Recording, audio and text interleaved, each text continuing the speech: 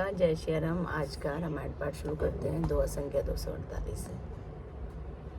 धर्म से तू करुणा यतन कस न कहूँ असराम, लोग दुखित दिन दुई दरस देख लहूँ विश्राम।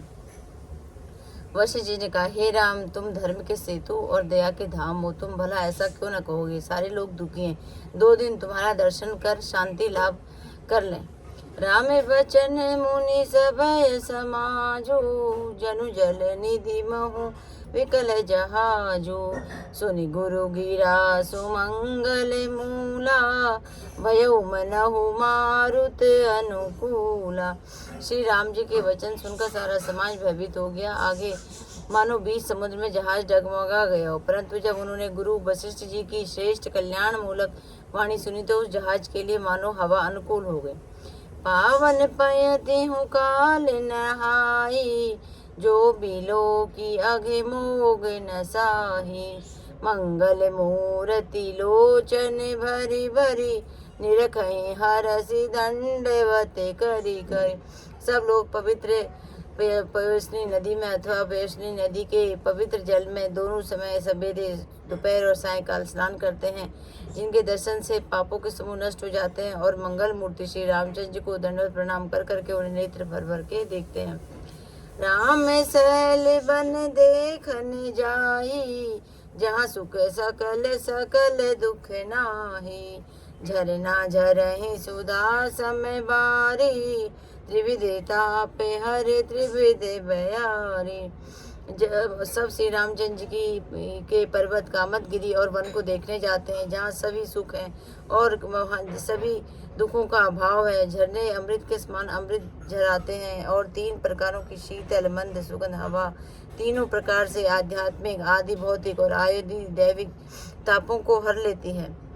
विपटि बेली त्रिनयन गीत जाति, फल प्रसून पल्लव बहुभांति। सुंदर सिलादु सुखद तरु छाही, जाई बरनि बन छवि के ही पाही। असंख्य जाति के वृक्ष लताएं और तृण हैं तथा बहुत तरह के फल फूल और पत्ते हैं। सुंदर शिलाएं हैं, वृक्षों की छाया सुख देने वाली है, उनकी शोभा किससे वर्णन की जा सकती है। सरनि सरोह जल विभाग, कुंजत गुंजत भृंग, बैर विगत बिरहत विपिन, मृग विहंग बहुरंग। तालाबों में कमल खिल रहे हैं, जल के पक्षी कुंज रहे हैं और गुंजार कर रहे हैं, और बहुत रंगों के पक्षी और पशु वन में वैसे ही वैर रहित होकर विहार कर रहे हैं। कोल की रात भिल्ल बनवासी, मधुसूची सुंदर स्वादु सुदासी। भरी भरी परन पुटी रुचि रूरी, कंदे मूल फर अंकुर जूरी। कोल किरात और भील आदि सभी वन में रहने वाले पवित्र सुंदर अमृत के समान स्वादिष्ट मधुर शहद को सुंदर दोनों में भरकर और उनमें भर भर कर तथा कंद मूल फल और अंकुर आदि को जड़ी बूटियां को सब ही देहि करि विनय प्रणामा। कही कही साधु वेद गुण नामा, देहि लोग बहु मोल न लेहि, फेरत राम दोहाई दे।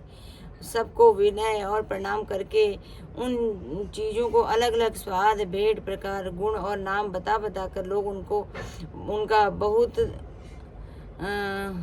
उनका बहुत दाम देते हैं, पर वो लेते नहीं हैं और लौटा देने पर राम जी की दुहाई देते हैं। कहीं स्नेह मगन मृदुबानी, मानस मा साधु प्रेम पहिचानी।